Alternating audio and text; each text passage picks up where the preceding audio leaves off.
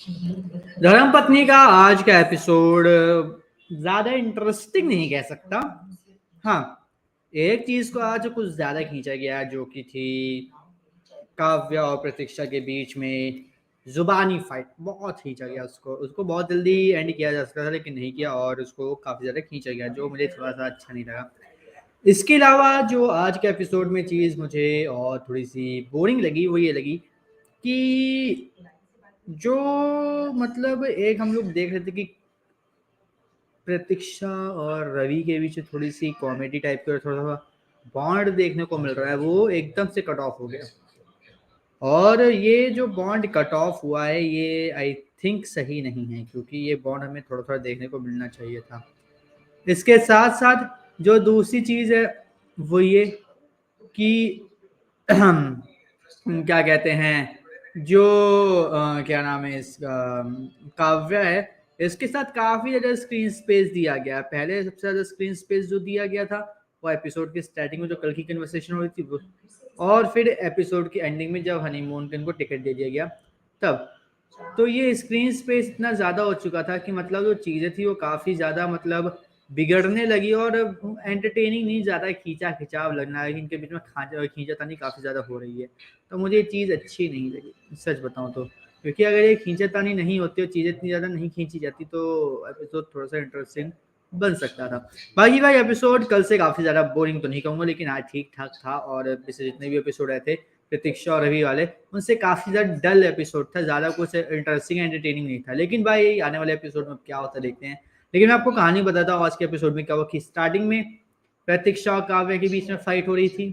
फिर काव्य की मम्मी आती हैं, उसको नीचे बुला के ले जाती हैं, प्रतीक्षा उस समय नीचे चली जाती हैं।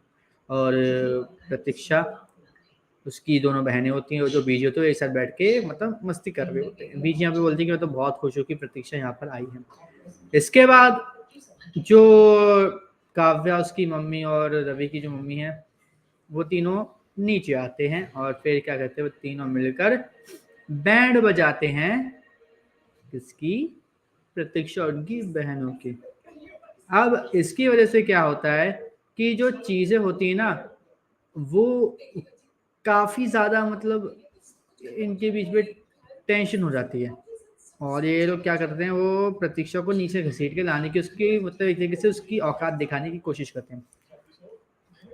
यहाँ पे क्या होता है कि इसकी वजह से क्या होता है, प्रतीक्षा थोड़ी सी डाउन होती है, लेकिन एकदम से जब वो जवाब देते हैं तो भाई बीजी भी बड़ी खुश होती हैं, दोनों बहनें भी बड़ी खुश होती हैं और उनका मुंह बंद हो जाता है। तो उनका मुंह बंद को दोबारा खुलवाने की कोशिश करने के लिए क्या करते हैं, ये लोग कोशिश करते हैं कि उसको क्या कहते हैं, जो हनीमून का जो टिकट है वो दे सकें और उसके बाद जो चीज़ें हैं वो वैसी हो सके।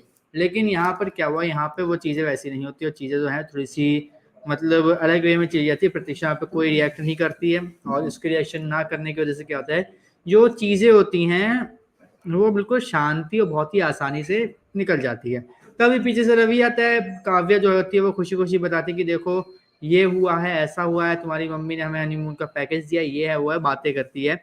और रवि मना कर देता है कि ऐसा नहीं, क्योंकि काव्या का सॉरी कीर्ति का केस भी चल रहा है, एक डील भी साइन की, उस पर भी प्रोजेक्ट पे भी काम करना है एक साथ, तो इसकी वजह से वो मना कर देता है। लेकिन यहाँ पे उसकी मम्मी जो है नाटक करने लग जाती है और वो यहाँ पर मतलब ये शो करती हैं कि देखो मेरी तबीयत खराब हो रही है और सिर्फ प्रतीक्षा उसका कारण है, और प्रतीक्षा की वजह से जो तबीयत है वो उनकी काफी ज्यादा खराब हो रही है।